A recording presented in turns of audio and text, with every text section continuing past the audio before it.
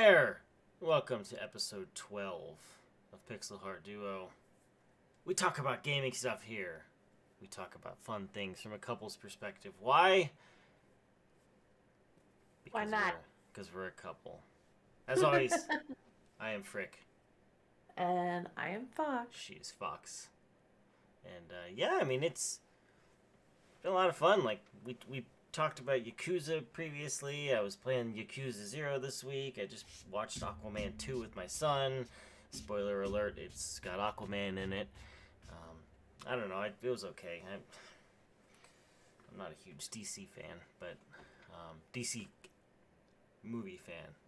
Comics are a different story. But yeah, so... Animated movies are great. Animated movies, that's where DC kind of kicks the crap out of every other comic cinematic universe. But yeah, so... But, well, tonight, like I said, it's episode 12. So, in the spirit of TV and movies and whatnot, we are going to be discussing games that bet on the brand name and won. And what we mean by that is games that are based on movies and TV series. And, there are a lot of crap ones out there. For those of you who are old enough to know about the old E.T. Atari game, utter garbage, like hilariously bad, cult following bad.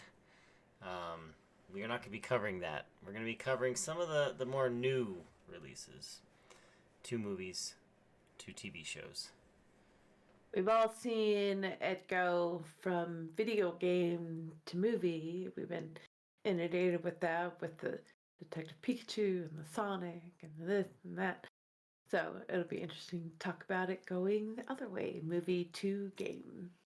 And it's funny, too, because oftentimes, like, movies to games or TV series to games goes a lot better historically than games to movies. All you gotta do is, like, look at the Mario Brothers movie with the Goombas and, like, King Koopa being Dennis Hopper. Like, come on. But they've gotten a lot better. You brought up some good ones. Detective Pikachu is fantastic. As a Nintendo fanboy, I love that. Sonic was great, 1 and 2. I love Jim Carrey as Eggman, as Dr. Robotnik. So, but yeah. So tonight we're going to be covering some games based on movies and TV series that really kind of pushed their chips to the table and excelled. The first game we're going to talk about, critics didn't really give it high scores. They were kind of split on it in terms of if it was a good game or not. The general consensus was that although it was buggy, once you got past that, it really kind of built on that teamwork philosophy, a la like Dead by Daylight and that sort of stuff. And the first game we're going to talk about is Friday the 13th, the game. It released on PC, PS4, Xbox One, and Switch. Like, Nintendo's not known for gory graphics, but it did have a Switch release in 2019. But originally, it was a 2017 asymmetrical survivor horror game developed by IllFonic and published by Gun Media. It's based on the Friday the 13th movie franchise. Like I said, it was released in 2017 as a digital release, and it was later released as a physical release for PS4 and Xbox One. A Switch version was released in August of 2019. Friday the 13th, the game pits up to 7 players controlling Camp Crystal Lake counselors against one another, or against one player controlling Jason Voorhees. It's a semi-open world game with players able to explore it further. Now, due to licensing issues with franchise creator Victor Miller, the game servers were shut down at the end of 2020 in November. However, the game is still available to play online through peer-to-peer matchmaking. The game was delisted at the end of 2023 due to the license expiring. However, the game will continue to function normally for those already owning it up until at least December 31st, 2024. Now, I personally did not get into this game, but I had friends who did. My buddy Nate from up here in Fort Collins, before he moved back home, was rabid about this game. And I had tons of friends who just went bananas over this game. And it was like, it's kind of cool because Dead by Daylight is like 4 survivors, 1 psycho serial killer. And, it's fun. I like playing Dead by Daylight. might play it again from time to time. It's a lot of fun. I used to stream it, but like Friday the 13th is a 1v7. It's that much cooler. Like, and it's based on, you know, the Friday the 13th movie series. Now, I said critics did kind of pan it and say, "Hey, it's not very good. Like, what are we doing here?" Like, in fact, it received mixed or average reviews. It did receive a 65 out of 100 on Metacritic. But some of the reviewers from like Destructoid, Game Revolution said there aren't many games that offer a camaraderie aspect to the survival horror genre, and Friday the 13th delivers in that regard. It could certainly use a lot more fine tuning and adjustments, but for now it delivers on a solid campy experience. And like I said, I personally didn't play it. I watched a lot of friends play it.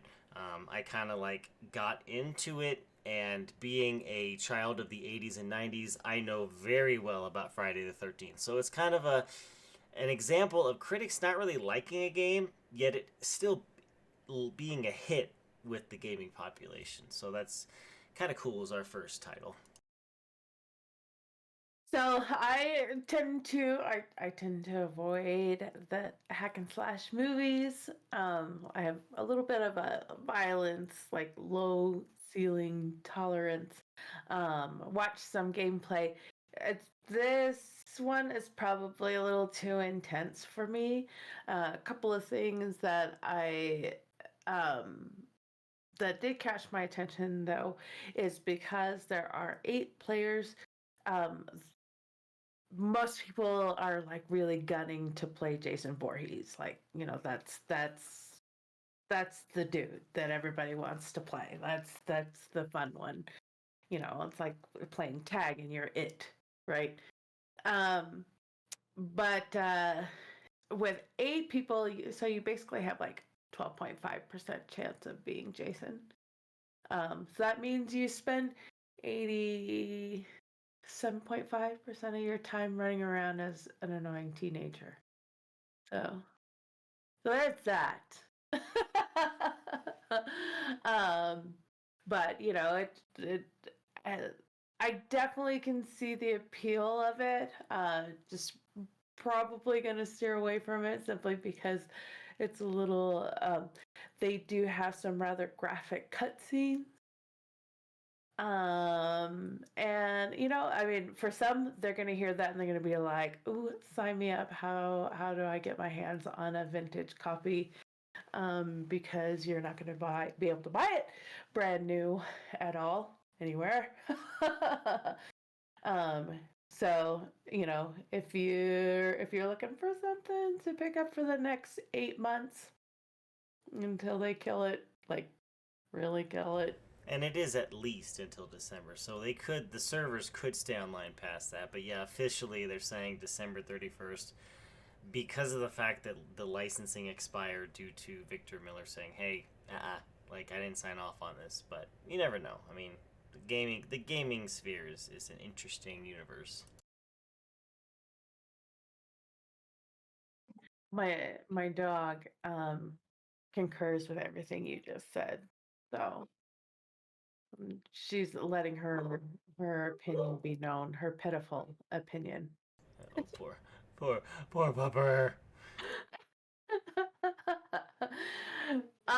So the next game, you know, I'm just gonna stop listening to critics because they annoy me. Like everything that I watch, and I'm like, actually, that's like a lot of fun. Like they'll come through and be like, oh, it's terrible. The gameplay is blah, blah, blah, it's clunky. Blah, blah. Anyway, the next game is actually based on one of my favorite movie franchises. Is John Wick, and no, I'm not. Okay, I might be a little bit of a Keanu Reeves fangirl, but Aren't we all though? I'm not trying to toss my hat in with that, you know, that stereotype. But I don't. Yeah. I think I don't know anybody that's like, oh, that Keanu Reeves guy. He's just such a douche. Like I don't even know anybody would ever say that. Like anyway, but John Wick Hex, available on Mac, PC, PlayStation, Xbox One, and Switch. Is a 2019 tactical role-playing game developed by Bissell Games and published by Good Shepherd Entertainment, based on the John Wick franchise. John Wick Hex is a timeline strategy game with elements of resource management, where the player maneuvers the title character through a level on a hex-based grid using various moves and actions to defeat enemies and avoid being hit by its foes. John Wick Hex receives average reviews. Aggregating review websites Metacritic gave the game 74 out of 100. Like I said, I don't care. Based on 53 reviews. However, this is its comeuppance. It won Best Strategy Game at the 2019 Game Critics Award and received another 6 nominations across 3 gaming awards shows. So take that, Metacritic. I don't care. Metacritic scores: PC 74 out of 100, PS4 78 out of 100, Switch 73 out of 100, Xbox One 70 out of 100. As far as I'm concerned, like I said, I don't care. There's some of the big complaints about the game is, number one, Keanu Reeves' voiceover is suspiciously missing, but he's not the one telling the stories. So it's actually fitting that you don't hear from him at all, because he's not the one guiding the story. This game, John Wick Hex, actually predates the movie series. So this is before he meets his wife, when he is actually still in the assassin's realm world thing. And I believe the basis is Winston gets kidnapped and John Wick is coming in to save him. So what does it mean? This actually introduced a new style of game to me that I was not familiar with, and I actually find it rather appealing. The whole timeline strategy game thing. It's not quite like, turn-based. Basically, you can plot out how you move and what actions you take, and it'll tell you how long it'll take to do it, and your success rate. So you can, choose different maneuvers, like, ooh, I don't want to go that way, I'd rather go this way. If I shoot from here, I only have a 50% chance. If I move up a little bit and shoot from there, it increases, a hit of 80%, that kind of thing. And I actually found that really intriguing. Like I said, one of the big complaints of it is that it wasn't fast-paced. Like, people were expecting like a fast-paced game, like the movies, kind of thing, an action game. And it's slower than that, like the gameplay of it. But I don't know. I am actually intrigued by this timeline strategy genre, and I think I'm gonna give it a go, because I quite liked it. What did you think?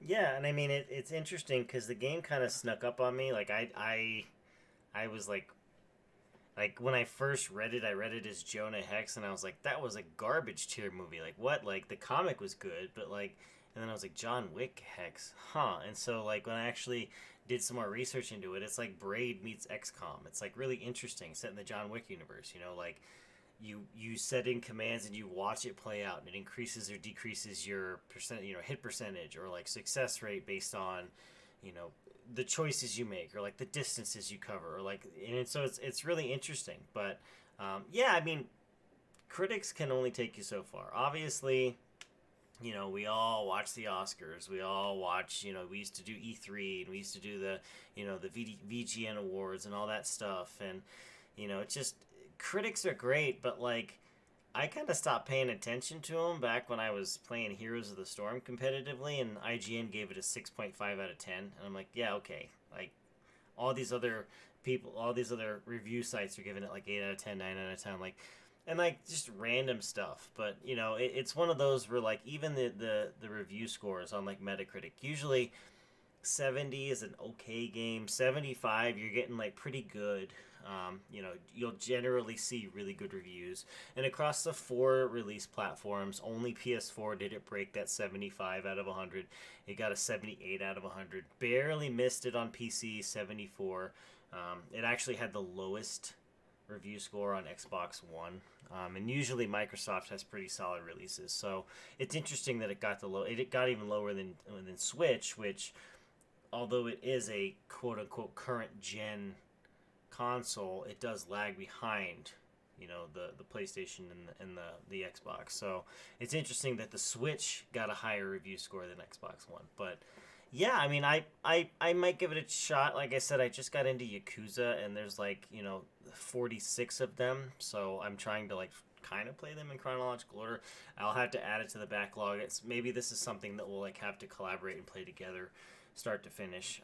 I know it's not a super long game, but you know, when time is at a premium as a working adult, it's kind of tough to stack games on top of each other. What did you think about the art style? I liked it. It was very reminiscent of like the Telltale style, like cell shading. You Mm-hmm. know, like you see in like the Wolf Among Us and like the Batman series. It's like it's similar to that in that it's like not super graphic, like dark, like you would think like John Wick. You see the movies where like yes, there's vibrance with like the cars and like the taxi scene and you know the water and the you know the bathhouse. It was very like I liked the art style a lot. I liked how like colorful yet still dark it was. You know, it definitely was. Almost like comic booky. Yeah, yeah. I liked the decision they made to go that route. You know, it was a really good art style, and it did catch my attention.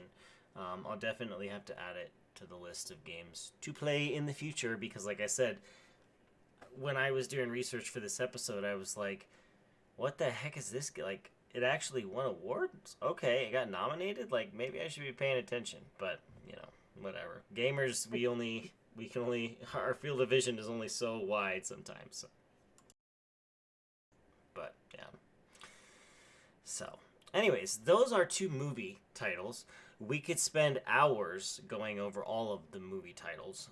We just wanted to pick 2 that were a little bit more obscure that people might not have known about or you know didn't give a chance. There's also been some really good game releases based on TV series. Now, those of you who have been listening for the last 11 episodes know we live in Colorado. Colorado is synonymous with a certain realistic-ish TV series, and they had a couple recent. Eerily accurate. Sometimes, TV yes, and I'm not talking about The Simpsons. No, and so they actually had a couple recent. Now, the first game was done back on Nintendo 64. These 2 games, the one we're gonna talk about right now, is actually a sequel to the first one, and this game is South Park: The Fractured But Whole. And yes, I said that on purpose because it is the South Park: The Fractured But Whole. It is on PS4, Xbox One, Switch, and PC. It received a release across the 4 major platforms. It was released in October of 2017, and it is a role-playing game that is the sequel to 2014's South Park: The Stick of Truth, a much less funny name. And it takes place 1 day after the events of the previous title. It follows the new kid who has recently moved to South Park and becomes involved in an epic role-playing involving 2 rival superhero factions vying to create their own superhero media franchises. The superheroes game unintentionally uncovers a conspiracy to raise crime in the town, bringing them into conflict with supervillains, genetically engineered monsters, the police crime families, and the new kingpin of crime. The Fractured But Whole received positive reviews from critics. Review aggregator website Metacritic provides a consensus generally favor reviews for all versions. EGM ranked the game 12th on their list of 25 best games of 2017, and it was named the best role-playing game at E3 that year, rest in peace E3, by both MCV and IGN. The newest title, South Park Snow, is open for pre-orders. Now, I'm not totally sure if it is a sequel to the original, but we'll have to see if it's half as good. I will say, like I said, that Metacritic floor of being like a good game is 75 out of 100. Every single release got at least a 79.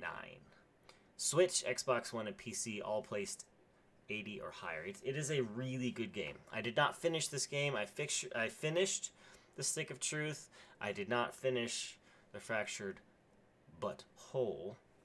And it was a good game. I mean, it's a South Park game. And what was really refreshing about it is in The Stick of Truth, they rehashed a lot of the same like gags and comic bits and like style of comedy that the show did, just to kind of build it up. In the sequel, they relied on new humor. It was fresh, but it was still South Park.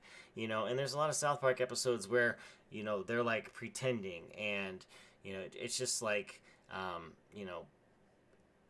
and they kind of played into that with this game, and so it was really cool. And I mean, it was really well received by both critics and users. So something I'm probably gonna have to go back and finish it, just because it got lost in my backlog of games, and then I was like, oh yeah, I didn't finish that. I should probably finish it because it was a really fun game. I just life got in the way. So I feel like they did a really good job of bringing into that South Park humor. Killing Kenny is funny all over again, and all that. They've stayed true to what everybody loves about South Park. And on top of it, which in and of itself is a really good sell, obviously, because I used to work for a very popular Chinese food chain that they reference often. So of course, I fell in love with it way back then when they were making fun of us. But yeah, so that in and of itself is a win. But the fact that it's actually a really solid RPG, like it's actually a lot of fun. The gameplay of it, draws you in, and but it's all like really, it's just done really well. I can't say that there's a single thing that I'm like, but I wish they would have.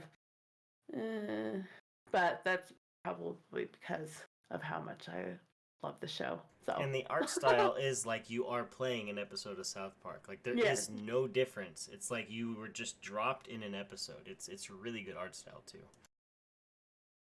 I have to agree with all of that. So also 2 enthusiastic thumbs up for me for South Park, The Fractured But Whole.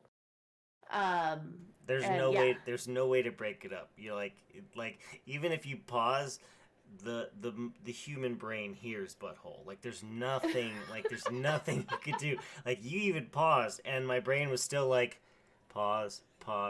There's the second half of the word. Like they knew what they were doing with that title. Yes, they did. And like you mentioned earlier, South Park Snow Day is for pre-order, and with a March 26th launch date. So 1 month. If you liked Fractured But Whole, was that long enough of a pause? It? Nope. The brain was like, she's gonna finish. She's gonna. There it is. Yep. Butthole. If you liked this one, you're probably gonna like the next title too. They're doing a pretty good job. They've got a solid 10 batting average. So. And quick plug for Casa Bonita. Those of you who are South Park aficionados know the Casa Bonita episode. When I first moved to Colorado, I didn't know it was a real place. And then when I found out it was a real place and we went there, I didn't know that it was like 105% accurate to the actual like location. When you roll up, it is a giant pink facade in a strip mall with a big fountain out front. Like it is pulled, like they just pulled it straight out of a picture and threw it in South Park. Um, Trey Stone and Matt Stone and Trey Parker, the creators of South Park actually bought Casa Bonita and like revamped it and reopened it last year. So for those of you who are like, I want to see South Park in real life, number one, come visit Colorado, but don't stay. We have enough people here already. Number two, check out Casa Bonita. It's a lot of fun. It's very enjoyable food, and you get to watch a guy chasing a gorilla around and some cliff divers. So that's cool.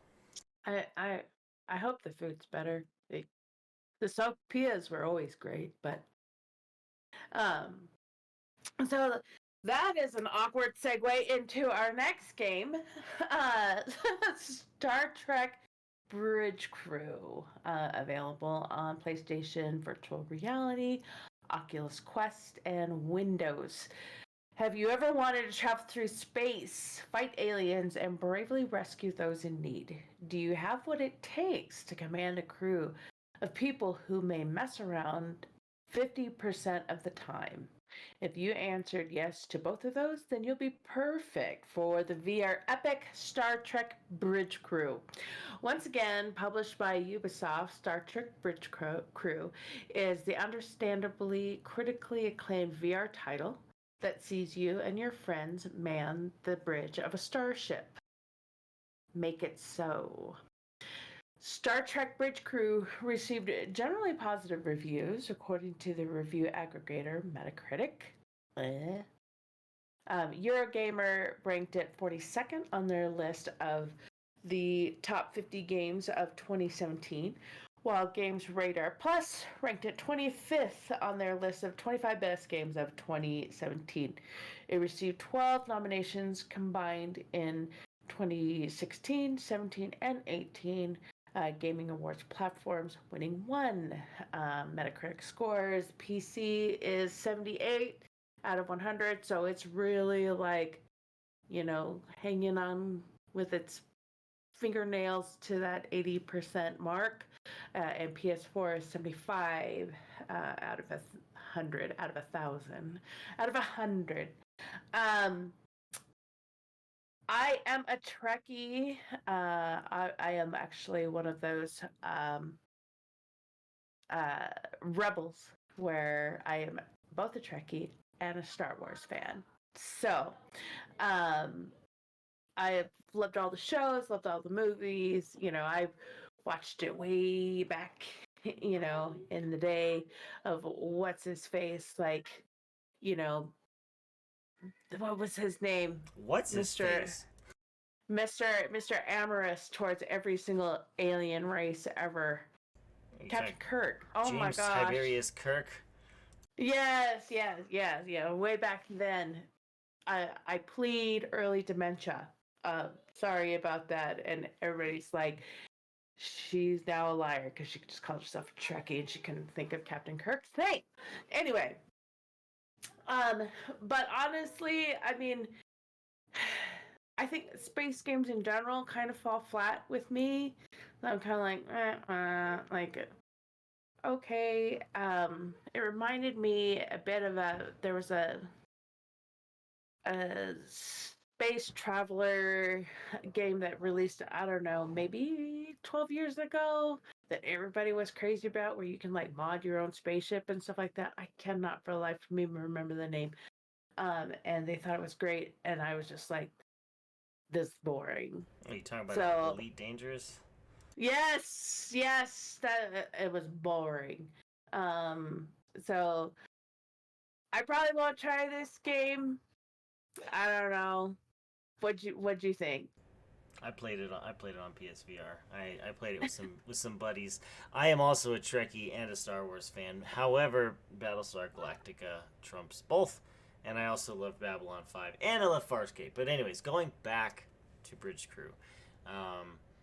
I was that kid that like on the bus in middle school and like my early years of high school, like I grew up on Next Generation and then Voyager. Like those were mine and Deep Space Nine. So like I would have my like notepad on the bus and I'd be on the bus like drawing my own like starships and like naming them and giving them little like salvos and I would list stuff out. Like I was that kid that like created my own federation on a notepad. Like I loved this. And so when Bridge Crew came out, I was thinking about getting a PSVR. I bought a PSVR. I played Wipeout on it. It was amazing. I played Fire Team, Bravo. I played Eve Valkyrie. I loved Eve Valkyrie, but it made me want to throw up. And then my buddy was like, hey, I like Star Trek. If I buy you a copy of Bridge Crew, will you play it with me? And I was like, heck yeah! Like, put me on the bridge of a Federation starship. And it was fantastic. But yeah, I mean, you kind of had to be in the mood for it. You can't just be like, let's be tactical. Like, being a military veteran, like I am not that type of person that like lives military veteran. Like I am one, I'm proud to be one, but like I don't talk military. I don't like go do airsoft. I love that kind of stuff, but like I don't live and breathe it. So like I love Star Trek, but I don't live and breathe it. So there was a point where I was like, I just want to fart around. Like I just want to fool around. Let's go play like another game where it's not as serious. Like like and because you're in VR, like you look around and you see the whole like bridge on, and you're like, I can't like I want to mess around. I let's go do something else, and it's a ton of fun, and you can immerse yourself in it, but it's still Star Trek, and it's like okay, like yes, the choices I make affect on the view screen, but like it's not like an Eve Online. It's not like an Elite Dangerous. It's not like even like a No Man's Sky where stuff is happening. They have a VR and stuff. VR version and stuff is happening in front of your face. And I know we don't cover many VR titles. We don't play a lot of VR titles, but this was one that it was really good. I mean, it won awards. It got nominated multiple years because it kept coming back with like fresh content with DLC, like you know so for those of you who have a PSVR 2 or you have, an Oculus Quest, you want to check it out, catch it on a sale, check it out, especially those of you who like sci-fi genre and like Star Wars, or I'm sorry, Star Trek. Please don't kill me for screwing that up. If you like both, give it a shot. We'll circle back to my opinion on VR later on in the episode when we talk about. I do have a general opinion on it, um, which may have affected my overall take on Star Trek Bridge Crew. And you almost did it too. You almost did it too. I know. I have you beat though. I watched Buck Rogers. So I was Flash Gordon, so you can have Buck Rogers. yeah. But anyways, yeah, so we were talking about Star Trek, we were talking about Star Wars. It's a great segue into the monster that is the Lego universe.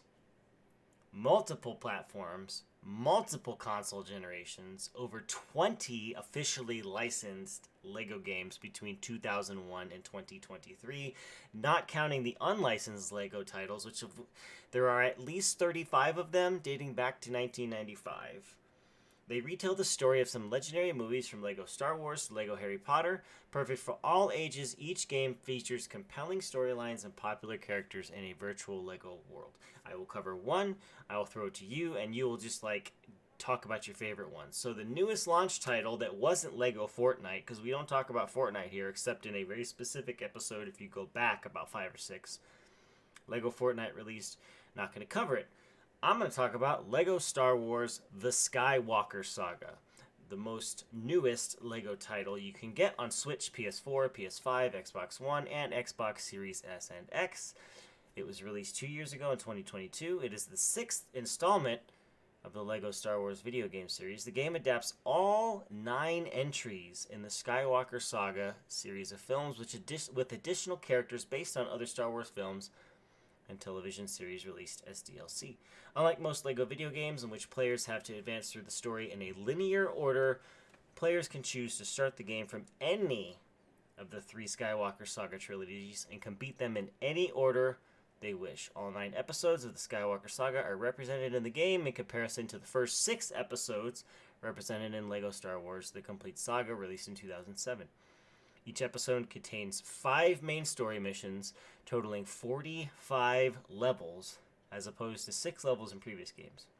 There are also short pre-levels between the 5 main levels that advance the story forward but do not feature collectibles. Combat has been revamped from previous titles, such as lightsaber wielders now using a variety of combos with light attacks, heavy attacks, and force moves, and blaster characters having an over-the-shoulder camera. The game features 380 playable characters, not necessarily restricted to the 9 Skywalker Saga films. It got rave reviews, as is with most all LEGO titles.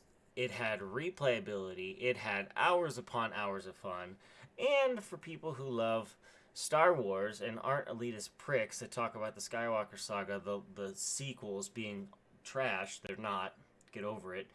It was a great, complete game, and as a father and as a big kid myself, I loved playing it. But it's only one in a series of a bunch of LEGO games. I mean, you want to talk about the granddaddy of them all in terms of like success. Granted, LEGO was first like mini bricks that got turned into video games, that got turned into movies, that got turned back into like LEGO is like this spider web of just epic awesomeness. And there were a bunch of titles that got released, you know, in the last like 10 years that are just as amazing. You know what? Whenever people come in and they are looking for a game recommendation, particularly for the Switch, obviously, you know, Mario's kind of anything Mario is gonna be a win. But the next thing is I always follow up with anything Lego. It, they're just fun games. You know, people have asked me like, what makes them so fun? I'm like, well, they're Lego. First of all, like they just do a really good job of putting out enjoyable, fun, engaging games. No, it's not going to be some great, deep, you know, story, whatever. It's Lego. Get over it. It doesn't have to always be like some like, you know, deeper experience or whatever. They historically put out great game after great game after great game. And I have turned countless naysayers and doubters into Lego fan kids, fan women, fan men, whatever, you know, fan days. Um, but yeah, I can't say enough about like just how well this franchise has translated into the video game era. As like I said, it's particularly for Switch. I don't know what it is about the appeal for me. I That's my favorite platform to play Legos. It truly does. It fits that Lego appeal. You know, for those of you who have been listening the last couple episodes, I've been making my way through a game.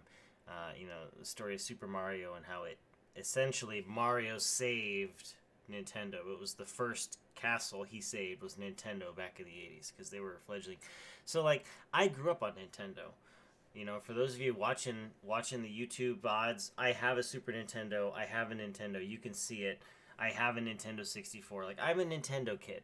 You know, I did have a Sega Genesis. Like, I got big on Sony. Like I said, I am a PlayStation fanboy. I love PlayStation. But I'm really just a video game aficionado. And so, like, I have owned every Nintendo console. And having Lego on the Switch where I can just, you know, take it anywhere with me and, you know, just play Lego. And like you said, like, the story... It's not as in depth as like a Witcher or even like a Grand Theft Auto 5. You know, it's the Lego-fied version of a movie or a show, like a Harry Potter or an Indiana Jones or even like a Marvel or a DC game. Like, but it's got that Lego charm and that Lego appeal. Like, there's no blood. People pop out little mini Lego pieces. Like, you can switch, you can find new heads, you can find new bodies. Like, there's Easter eggs everywhere. There's little secret things. Like, you can spend hours upon hours trying to be a completionist in these Lego titles. Spend thousands of hours in all of these titles. Like I said, there's over 20 officially licensed titles in the last 22 years. So, starting with Lego Harry Potter in 2001, like, fans of Lego, fans of movies, fans of video games, they're fantastic games. And the newest one, the Skywalker Saga, is a great game, great value. And I mean, it just carries on. And like the humor that's in the games, like, it doesn't take itself too seriously. It's a Lego game, like, but there's just so many to choose from, which is why we saved it for last, because it is like the epitome of games, or getting turned from movies and TV series into video games that are successful titles. I'm pretty sure, as far as I remember, none of them really were reviewed negatively in any light. Some of them are, less fun than others, but like Lego is like king when it comes to successful. And people who are diehard video gamers can play it. Young children can play it. Moms and dads can play it. Like, it's just Lego is like, it's just that universe that like you can just get lost in and not and have a lot of fun and remember why you like gaming in the first place. Absolutely. I have, I have, I'm sure they're out there and they may find this video. There may be that one person like, I think Lego games suck. But I have yet to have somebody come in and say, my kid tried it. It wasn't really for them. Like, it's just, it's Lego. Like, I guess technically you can't say Legos, just Lego. But, No, right? you can pick up little Lego packs at Barnes and Noble. It's a, you can't call them the Legos movie, just Lego. Well, the Lego lawyers in Denmark are gonna come for your head if you try and plural any Lego. I build with Lego. Lego my ego. Okay. um, there is an exciting announcement for all you tech junkies out there. Gundam Breaker 4, now available for pre-order. It's a hack and slash roguelike. Forbes, hey, to me, okay, this tells me this is gonna be a really freaking good game. Forbes said it's been announced, but likely won't be very good. I'm like, that means it's gonna be an amazing game. You'll be able to equip two different weapons, like from multiple weapons to choose from, and this creates unique combos that you can use in this roguelike game. There's a diorama mode, so just shut up and take my money right then and there, where you can just do like pauses and like poses and you know, like fireballs and things and like what isn't there to love about that? And it will have a full English dub. So I'm geeking out about it. Vertec, what do you think? Yes, that is me. Granted, Robotech, Macross, and Gundam are completely They're different products. different. However, as you can tell, I am wearing my Gundam shirt, my Hello Kitty Gundam shirt. Like, I thought about wearing my other Gundams. Like, I just love mech anime. Like, I have the full box set of the Robotech Macross Southern Cross series down here. Like, it's what my gamer tag Veritech is based off of. Back even before that, it was VF1 Veritech. Like, my troll accounts across all social media platforms is Rick Hunter or Roy Fokker. Like, I am I am mecha through and through. I love Gundam games. I love Gundam anime. I love Gundam manga. I will say, you sent me the launch trailer, the announcement trailer, and the first like minute I was just like, And then as like the action played out and like they explained more of the features, I was like, oh, this reminds me a lot of like Armored Core, like the early Armored Cores, because I know Armored Core 6 just came out in the last few months, but like this reminded me of like PS2 Armored Core. Like, okay, you can like mix and match pieces.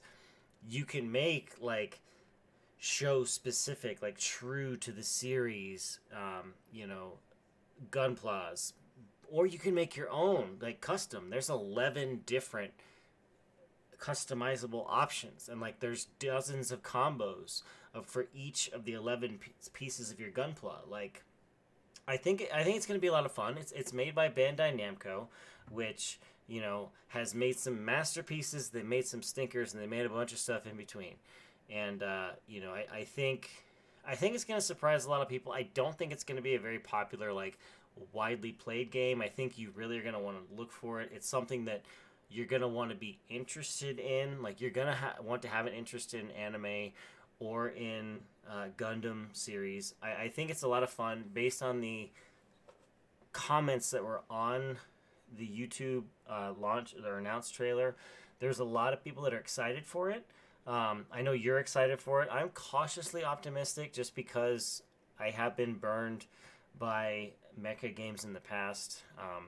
But I'm looking forward to playing it. I'm looking forward to trying it. I know you and I we're gonna put some hours in, and I think ultimately we're gonna have a lot of fun. It will be released on PlayStation 5 and Switch only. No, sorry, Microsoft. Yeah, out. Sucks to be Um, you, Microsoft fanboys. That's probably me now with how much we talk about Microsoft. so there is that.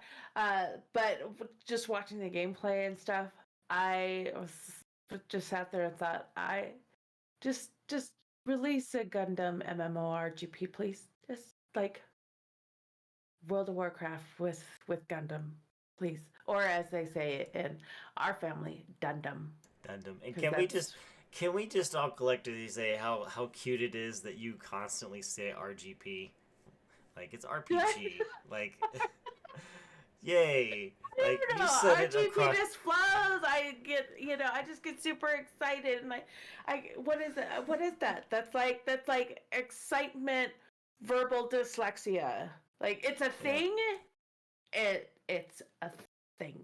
I just want our listeners to know I identify it. I'm gonna just every time you say it now, I'm gonna say refer to episode 12. Like, I'm just refer to episode 12 so people can know, like, we know what we're talking about. But I say RPG, but when I add in that MMO, I don't know. It turns into RGP. I don't it's know. too many letters for your mouth. I don't know. That I can't be expected to keep track of that. So, you know. Yeah, and it's gonna be a good launch. It's gonna be a good launch. Well, we don't have like a massive topic. We're right at our normal time, but we did have a couple questions in our mailbag, and so we wanted to take a few minutes and kind of just talk about it. The first one is gonna be really quick and easy. Will you ever do a VR focused episode? I'm gonna say no, simply because number one, we don't both have VR, and number two, I don't think both of us are really all that interested in VR. I love it.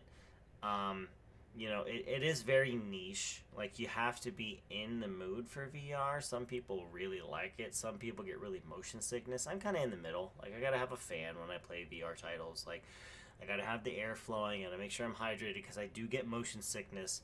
But it is a lot of fun. I mean, I loved playing Eve Online back in the day. It was spreadsheet simulator. Like, it was a second job. I got into a corporation that was in a big alliance. I played PvP. Like, I played in nullsec. So naturally, when Eve Valkyrie came out, I had to do my VR dogfights. But as far as a VR focused episode, I don't think we're going to. I know you said you had some thoughts on the question. So the state of VR as it is, my my general opinion is let it cook. It's not quite what I am looking for. I guess, when I think of like a VR experience. Um, like, we've talked about Sword Art Online and Ready Player One, and like that really like fully immersive experience. Um, I don't know, it's kind of clunky and awkward to me right now. And the titles that just haven't really appealed to me in general.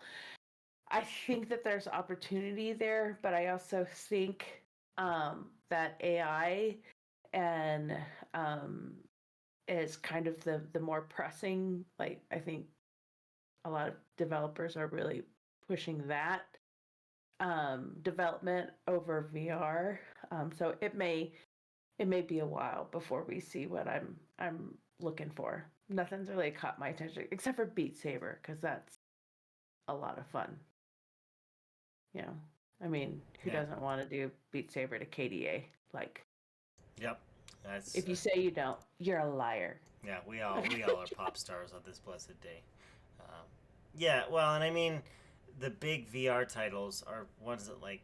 I mean, you come out and said you don't play FPSs, so like, Firewatch Zero or Firewatch Zero, Bravo Team, those type of games. Like, you never really got into Walking Dead, so like, Saints and Sinners, the Blood and Truth, like these shooters, these zombie games, you know, like Star Trek Bridge Crew, Eve Valkyrie, like these titles. Why even like Wipeout? You're not huge into racing games, so like getting into Right. Wipeout and doing like the 360 racing, like I enjoy it, but I also see what you're saying. Like, like even like the Super Hot, where people were crazy about Super Hot back in the day, and then they had it in VR. Like, that was fun, but even like I got a good amount of space in my basement, and even like it was getting a little wonky when I was like trying to like dodge bullets and like throw guns and stuff. It wouldn't fully register right. But then again, that was also on PSVR.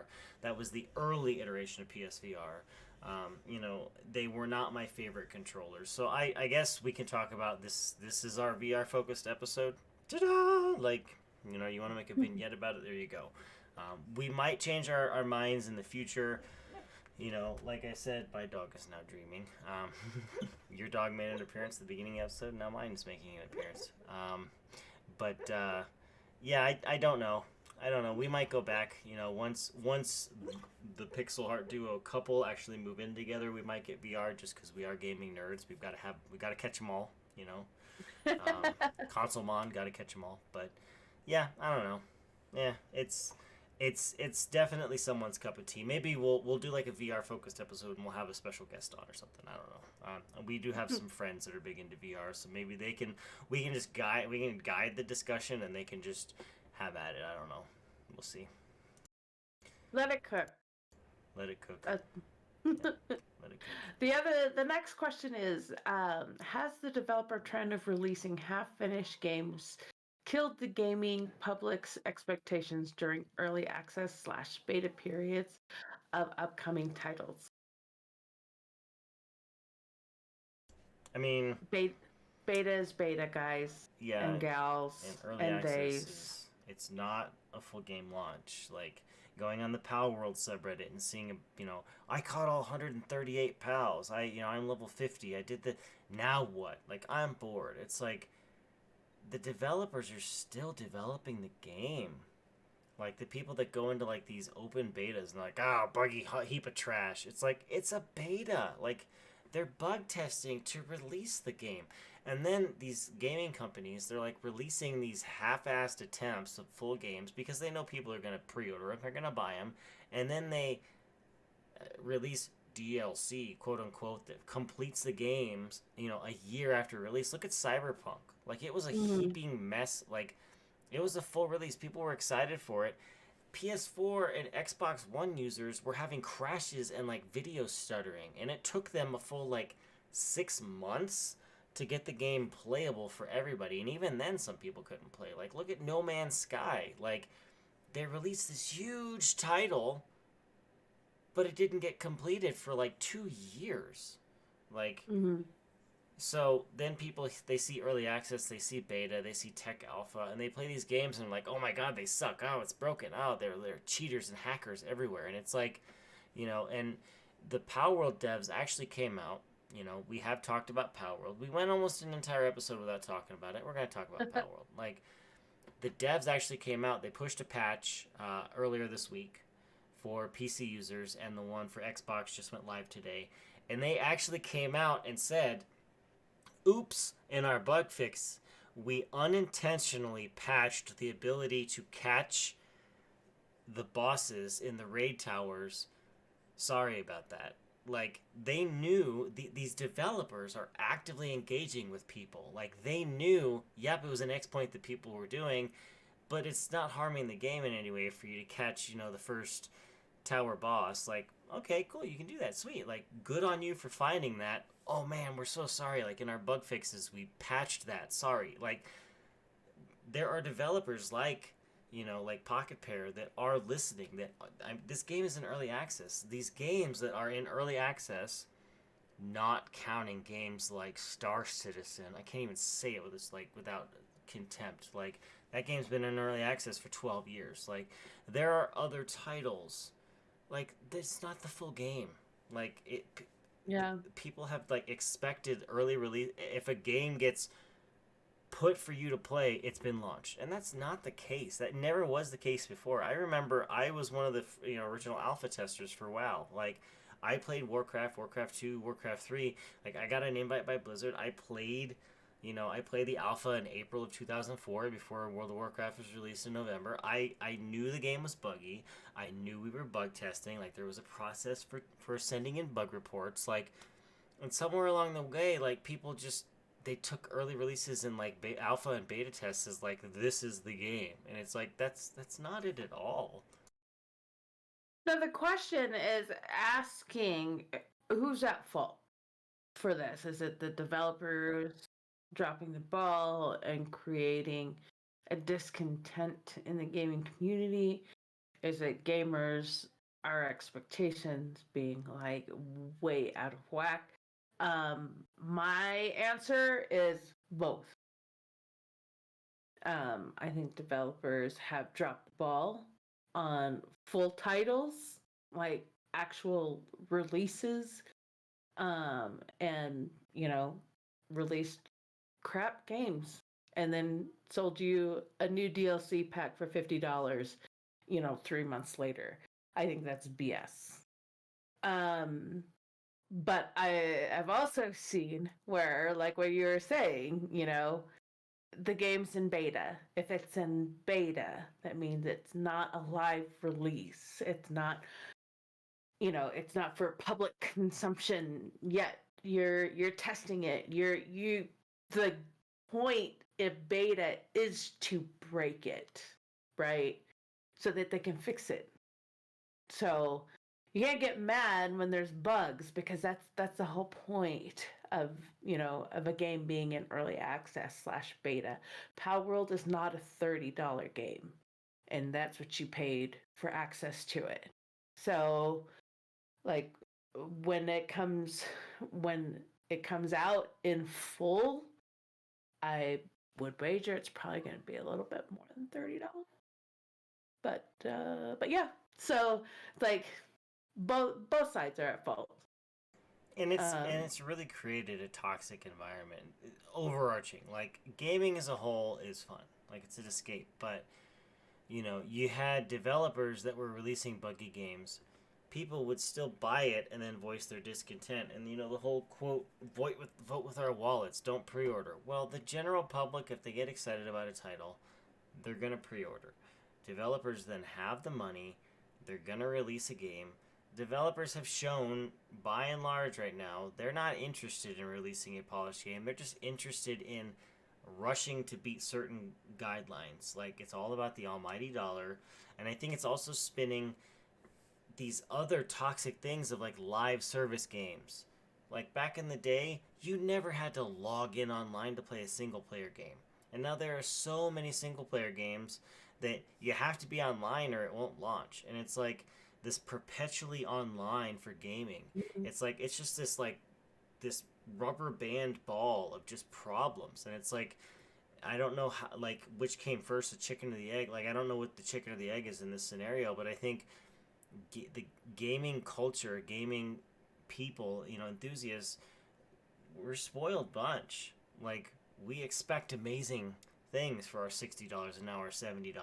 Developers are going, but really, you're telling us that you'll pay for heaping piles of dung with your $60 or $70, and oops, yep, sorry, we'll bad. Our reputation will be tarnished. We'll take a hit. CD Projekt Red, went from The Witcher to Cyberpunk, and people were like, they would never. Well, they did. BioWare at one point was one of those darling developers, and then they released garbage. Like, Ubisoft was great, and then they got big, and they started releasing garbage. Like, even Blizzard got bought out by Activision, started releasing garbage. Like, I still remember the whole BlizzCon with people wanted a new Diablo title, so Diablo Immortal got announced, and it was a mobile only. And I still remember the developer standing up on when people were booing, and he said, "What? Don't you guys have phones?" And it's like, tone deaf much? But he knew that people were gonna drop money on this. Like, it's just this like cat chasing its tail. Like, when is it ever gonna end? I don't know. But I think the trend of releasing half-finished games is awful, and I think the gaming public play into that, and they get loud and vocal, but at the end of the day, they speak with their wallets, not their mouths, and their wallets are saying something completely different. Well, it will be interesting to see, and that's something else I brought up earlier in this episode, is it will be interesting to see if developers start really leaning on AI to bridge that gap. Yeah. I think they will. Yeah. But yeah, let's see. We shall see. Magic 8 Ball says. Yeah. Well, I think that about does it for this episode 12 of Pixel Heart Duo. Hopefully you heard a couple titles that you've never heard before that you want to give a shot. Hopefully we refreshed your memory with some of these Lego titles, and hopefully we got you a little bit more excited about Gundam Breaker 4 when it releases in the next few months. TBD 2024. That can mean anywhere between March or beginning of next year, like if they push it back. So we'll have to see. But you can tune in anywhere you get your podcast fixins. You can see our VODs on YouTube. We upload both the audio and the video on Fridays. We live stream on Twitch at Frickin' Fox LLC on Wednesdays at 8:30 p.m. Mountain Time. You can catch us on YouTube at Frickin' Fox. You can catch us anywhere you get your podcast listen-ins. Just search for Frickin' Fox or Pixel Heart Duo. I know for a fact we are the #1 result when you type in Pixel Heart Duo on Spotify. Don't ask me how I know. I do not like listening to my own voice in the car. I listen to other podcasts, but I did type it in just to see what would happen. So, any closing words before we wrap this up? MMO RPG. Yes! I can say it. Yes! I can, and I will. We'll see. But yeah, for now, I am Frick. And I am Fox. Game on, and we will catch you guys every week. Peace.